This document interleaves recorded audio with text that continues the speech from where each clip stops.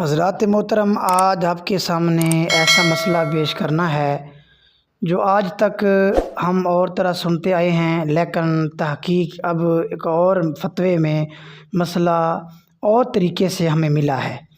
یعنی مسئلہ یہ ہے کہ یہ جو شرعی مسافت کی حد ہے وہ 92 کلومیٹر ہے یا 98 کلومیٹر ہے۔ تو اس میں ایک جگہ تو اکثر فتاوی جات میں تو 92 کلومیٹر لکھا ہوا ہے۔